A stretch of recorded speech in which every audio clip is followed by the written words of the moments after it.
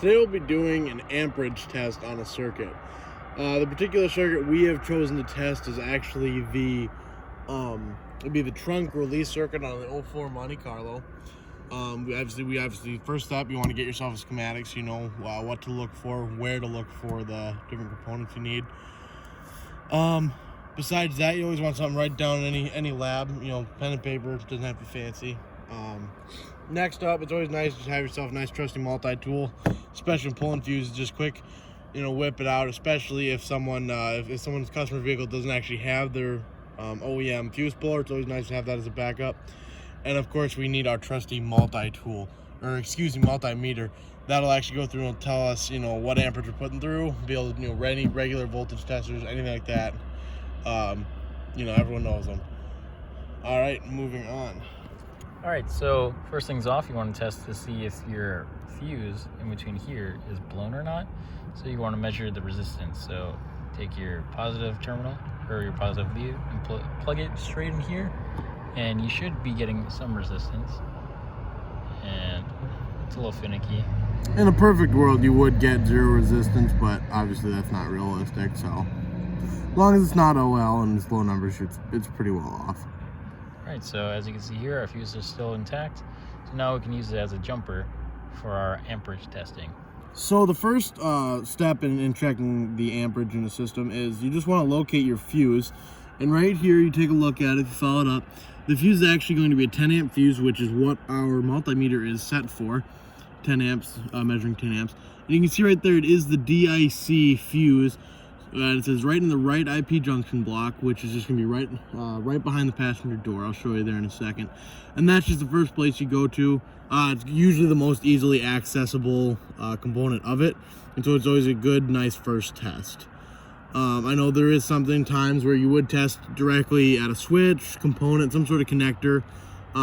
If the system doesn't have a fuse or is not easily obtainable as far as access to. So we'll just go ahead and show you that first, and then we'll go ahead and show you right at the connector after that. All right, first and foremost, we've located the right IP junction block, which just gives us a little bit of a tug. Sometimes comes out rough, but right there. Don't be afraid to be too hard, and we're just gonna find the DIC fuse right here. It just comes right here in the middle. 10 amps, so we know that's still good. We're looking here, it is officially 10 amps. And here's that multi-tool comes in. You're just gonna have to reach in here. You see it's right here, right underneath the backup relay in the middle. So you're just gonna reach in and multi-tool, grip that, and just kind of lightly pull on it. And as you can see, our dome lights did go off.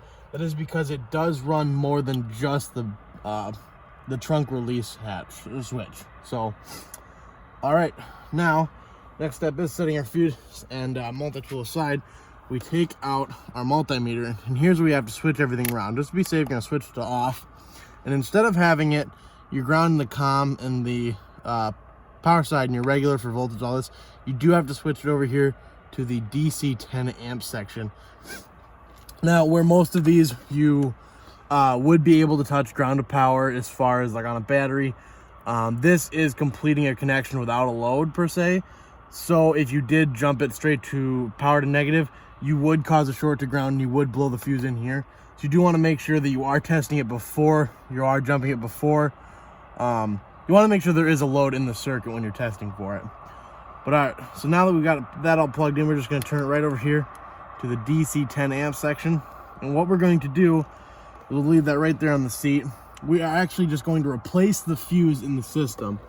So it's going to be a little hard to see. We're just going to take and touch each of the terminals in the fuse. And you got it right when the lights come back on, and that circuit is complete again. Then we just take a quick look at our system. It says 0.166 amps. So that's just the reading we need. We'll go ahead and write that down so we have it for later. Okay, just for time's sake, I have gone ahead and removed the bottom part of the dash trim here. It's actually what holds the trunk switch in it. So I just go ahead and it's just a little bit of connector right here in the back. You pull off, and then it just kind of pops out. You push these little tabs, and it pops right off from that dash trim. And it's just supposed to plug right in here. So right here, we do have the power, which is going to be the black and white, and we do have the ground, which is black.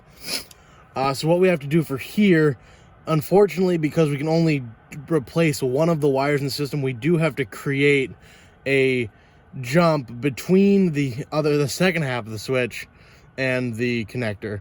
We will use that with some T-pins and basically just a regular jumper wire. So we're going to be supplying our own power and ground. Exactly, yep. So here we are, we have our setup all connected, and we have our positive and negative cables, which are the black and white cables. And unfortunately, we don't have any T-pins, so we're just making do what we got. And we have the button all set up.